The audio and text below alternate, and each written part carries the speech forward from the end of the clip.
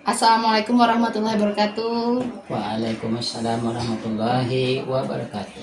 Terima kasih banyak Bapak Suryansah SPD hari ini mau menyediakan waktunya untuk saya untuk wawancara ya Pak, sedikit mengenai tugas saya di Guru Penggerak nih Pak, tentang pengambilan keputusan.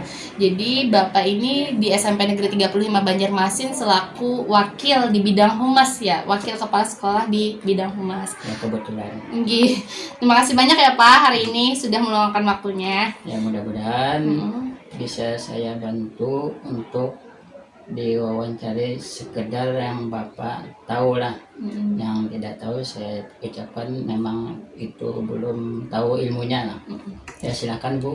Ya, baik Pak. Jadi saya ingin Bapak berbagi pengalaman Bapak nantinya tentang praktik baik yang sudah Bapak jalankan, terutama dalam mengambil keputusan. Jadi pertanyaan saya pertama ya Pak, bagaimana sih selama ini Bapak mengidentifikasi kasus-kasus yang merupakan dilema etika dan bujukan moral? Adakah pengalaman Bapak terkait dilema-dilema pada saat mengambil keputusan tersebut, Pak? Selama ini saya pisahkan antara dilema etika dan dilema moral, yang mana dilema etika, yang mana dilema moral. Kemudian dalam hal kedua-duanya itu, maka dalam hal ini saya ambil keputusan yang mana yang lebih penting, yang mana yang skala prioritas itu yang lebih utamakan, walaupun kedua-duanya itu sama-sama penting, tapi yang diutamakan sama sekali adalah yang paling penting ya, dari skala prioritas dalam hal ini. Berarti skala prioritas itu yang paling utama ya Pak, yang mana yang mesti kita prioritaskan, yang mana yang tidak ya Pak, untuk membedakannya. Baik Pak, pertanyaan saya selanjutnya yaitu bagaimana Bapak menjalankan pengambilan keputusan di sekolah Bapak, terutama untuk kasus-kasus dilema etika Pak, misalnya yang sama-sama benar, nilai-nilai kebajikan yang sama-sama benar. Jadi anak ini mengalami semacam ada masalah, tapi masalahnya itu kalau dikaitkan memang kedua-duanya itu benar, nah, tetapi yang diutamakan itu yang mana yang paling benar dan tidak menyalahi kepada aturan-aturan baik yang tertulis maupun yang tidak tertulis. Jadi itu yang paling diutamakan, itu yang diambil keputusan yang lebih utama lagi. Gini Pak, dalam mengambil keputusan kan biasanya ada langkah-langkah atau prosedur yang dijalankan. Bapak bisa ceritakan pengalaman Bapak, prosedur seperti apa sih yang biasanya Bapak jalankan untuk mengambil sebuah keputusan ini? Dalam mengambil hal semacam keputusan itu, jadi kita mengambil dari berbagai macam peraturan dulu, baik peraturan dasar hukumnya apa, kemudian mengambil keputusan dengan peraturan-peraturan yang berlaku di sekolah, kemudian juga peraturan-peraturan yang tidak tertulis yang merupakan itu sudah kebiasaan yang sejak dahulu sudah ada, namun tidak ditulis atau tidak dilakukan semacam peraturan yang formal, tapi itu sudah dijalankan sejak lama. Terus Pak, dalam Bapak memberikan keputusan selama ini, adakah tantangan dalam pengambilan keputusan tersebut Pak, terutama pada kasus dilema etika tadi? Tantangannya seperti apa Pak? Tantangan itu sudah jelas pasti ada dalam segala mengambil keputusan kan. Ada yang pro, ada yang kontra, tetapi kita dalam berdemokrasi kan, mana yang lebih banyak orang yang menyetujui, mana banyak yang lebih setuju, mana banyak yang lebih menyukai terhadap keputusan itu berdasarkan aturan-aturan yang berlaku. Ya, baik Bapak. Terus apakah Bapak ada jadwal tertentu dalam menyelesaikan sebuah kasus? Apakah kasus itu langsung diputuskan di tempat, atau Bapak harus memiliki rentan waktu dulu atau jadwal tersendiri dulu dalam melakukan sebuah keputusan, Pak? Dalam hal mengambil keputusan, terutama terhadap kegiatan di sekolah, kegiatan belajar mengajar, kita tuh alangkah lebih baiknya dulu sebelum mengambil keputusan finalnya berkonsultasi dulu dengan hal-hal yang terkait, dalam hal ini guru mata pelajarannya, wali kelasnya, atau menghubungi orang tuanya dulu, jadi orang tuanya lebih tahu dulu. Setelah itu dipikir-pikir matang, setelah pertimbangan yang matang baru kita mengambil keputusan, supaya tidak mengambil keputusan itu dalam hal sepihak saja. Jadi kita harus berunding dulu.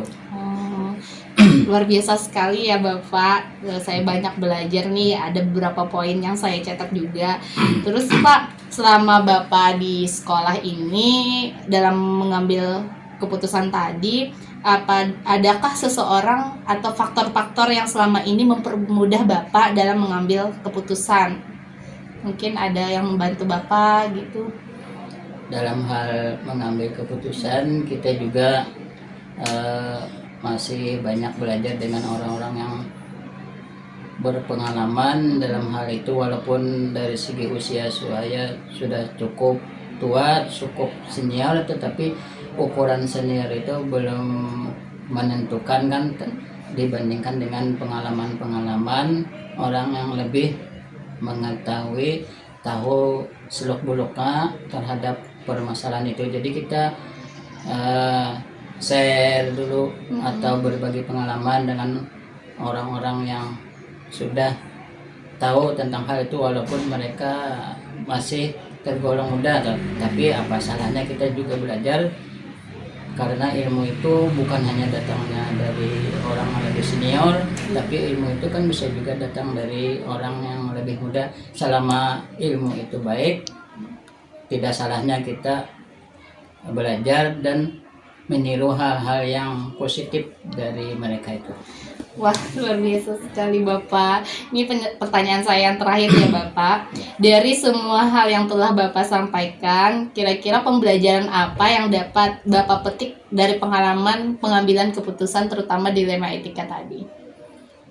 Dalam hal pengalaman dalam bidang dilema etika, ada juga dilema moral. Dalam hal dilema etika, tata krama, tingkah laku. Jadi itu yang kita tarik kesimpulan pelajaran dari itu adalah bahwa hal-hal yang bagus, hal-hal yang berguna bagi diri anak didik, bagi diri pendidik, itu yang lebih kita tingkatkan lagi. Kemudian hal-hal yang sudah terjadi karena itu berhubungan dengan yang negatif, yang merugikan, supaya sedapat mungkin kita jangan terjadi lagi hal-hal seperti itu.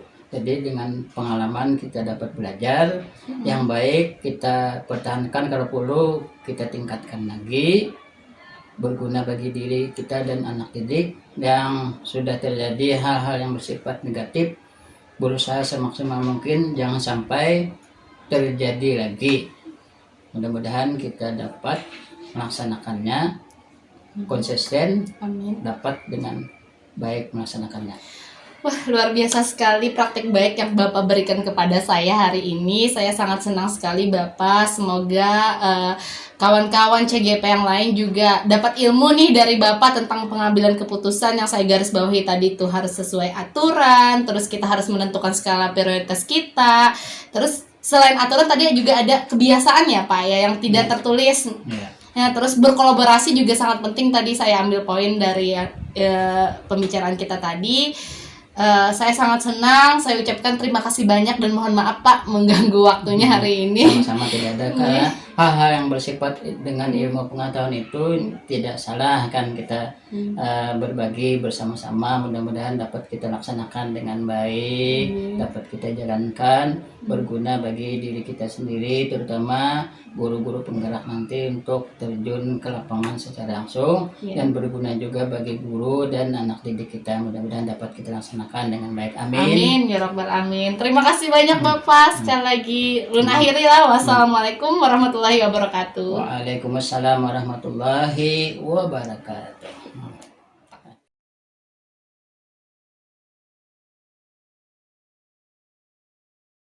Warahmatullahi wabarakatuh. Terima kasih banyak Bapak Didi Ahmadi MPD hari ini dapat meluangkan waktunya sebentar untuk saya. Jadi saya ini ada tugas nih Pak dari guru penggerak untuk mewawancarai pemimpin-pemimpin. Kan Bapak nih pernah jadi pemimpin di suatu sekolah mana ya? Kemarin. Iya, di kabupaten. Saya ingin belajar praktek baik nih dengan Bapak, bagaimana caranya mengambil suatu keputusan di sekolah Bapak dulu dengan pengalaman-pengalaman yang benar-benar terjadi waktu itu di sekolah Bapak. Baik Pak, waktu Bapak jadi kepala sekolah, selama ini bagaimana cara Bapak mengidentifikasi kasus-kasus yang merupakan dilema etika dan rujukan moral di sekolah Bapak? Oh iya Bu, ada beberapa kasus yang pernah kami tangani di daerah kami kemarin terkait dengan saat itu dia itu secara akademik dia mampu sebenarnya ya, mampu, namun karena ada sesuatu kaitannya dengan keluarganya akhirnya dia terkendala oleh sesuatu yang membuat dia tidak begitu mampu untuk ikut hadir dalam kegiatan pembelajaran Bu.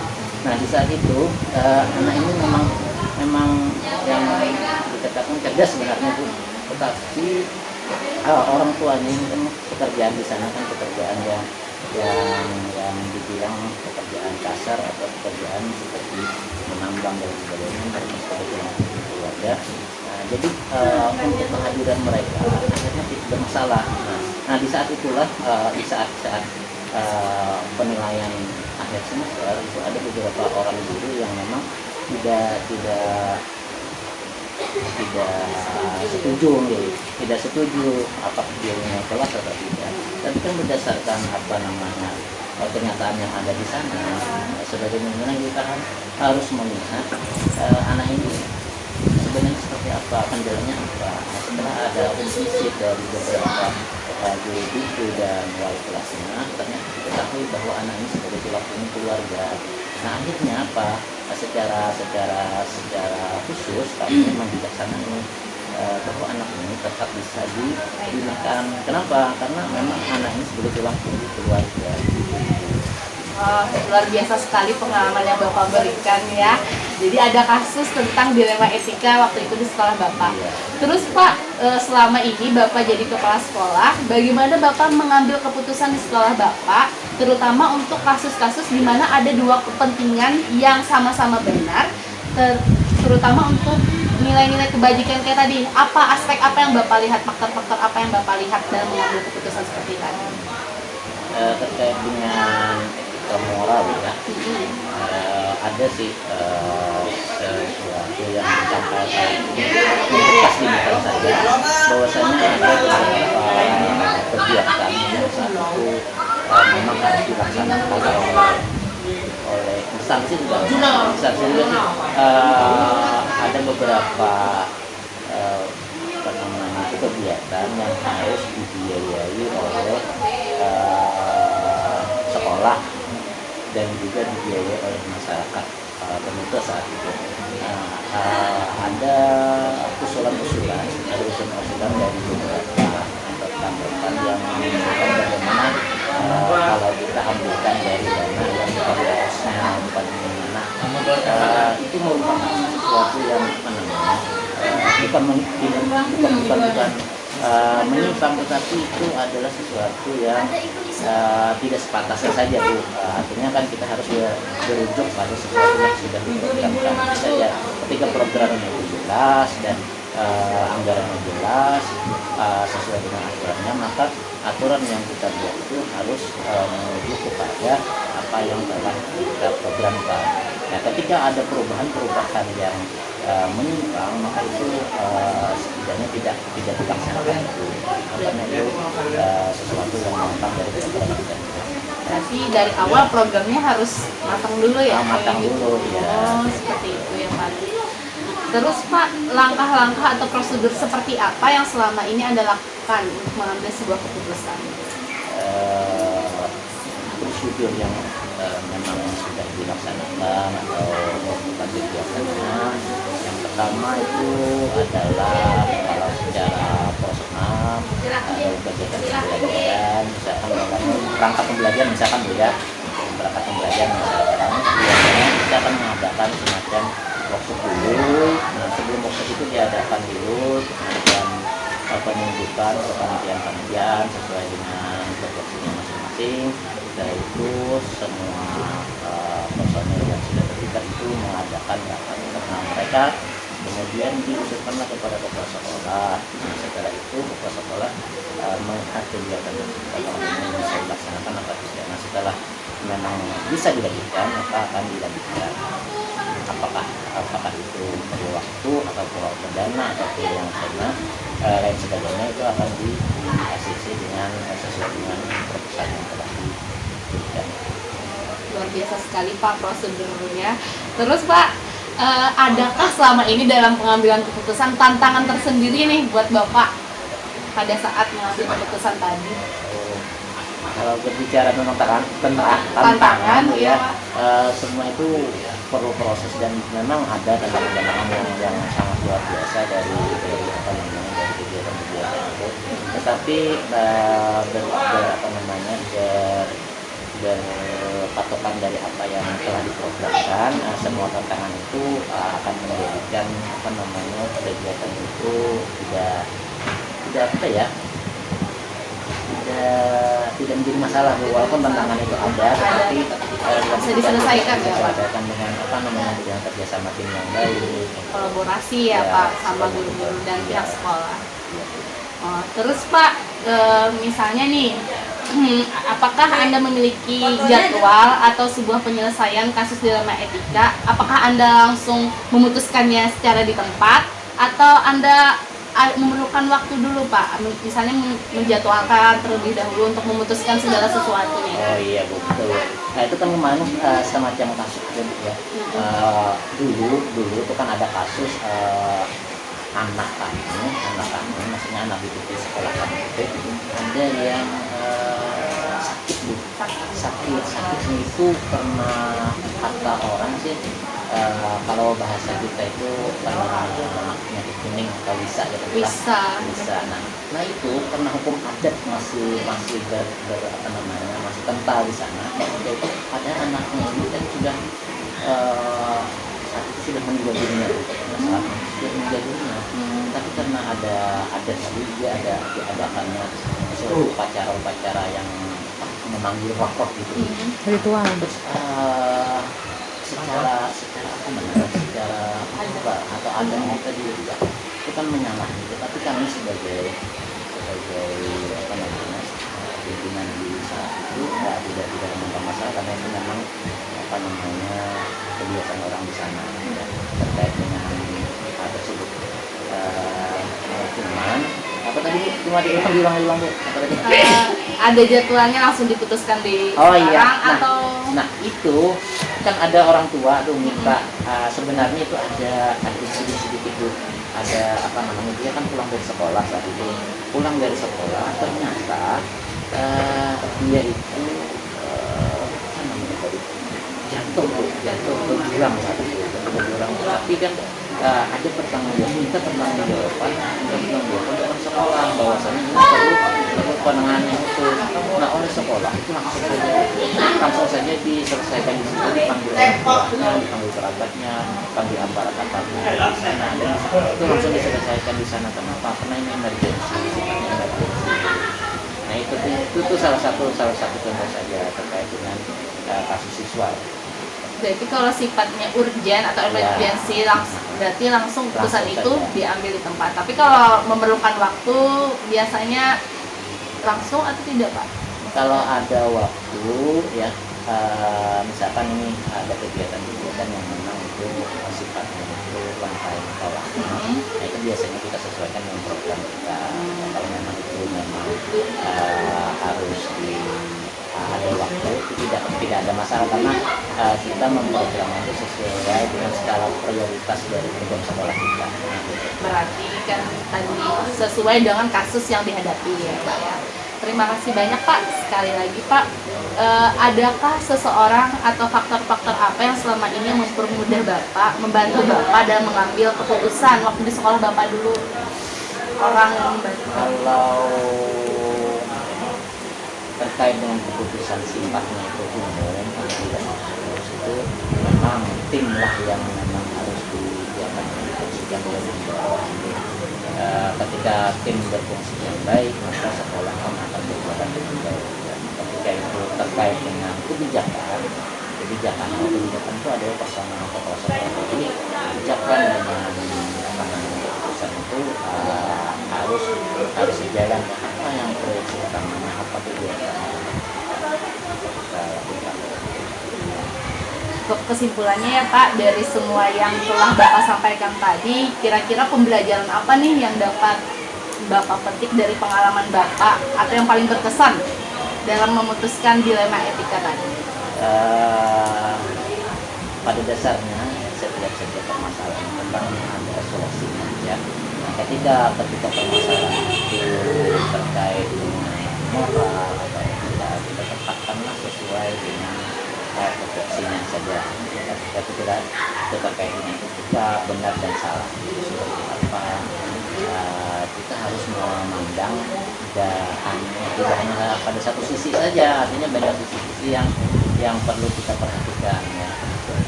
Begitu juga dengan ketika moralitas apakah itu benar atau salah, ini harus konsisten. Kalau ini benar ya benar, kalau misalnya salah, apapun yang terjadi, apapun yang risikonya, kita harus mengambil. Terima kasih banyak Bapak Didi, sangat berkesan sekali saya mewawancarai Bapak Didi, banyak pembelajaran dan ilmu yang saya dapat, apalagi Bapak Didi sudah berpengalaman menjadi kepala sekolah di sekolahnya, luar biasa sekali. Terima kasih banyak Bapak Didi, semoga praktik baik ini dapat kita sampaikan ke guru-guru yang lain juga nantinya ya Pak ya. Terima kasih.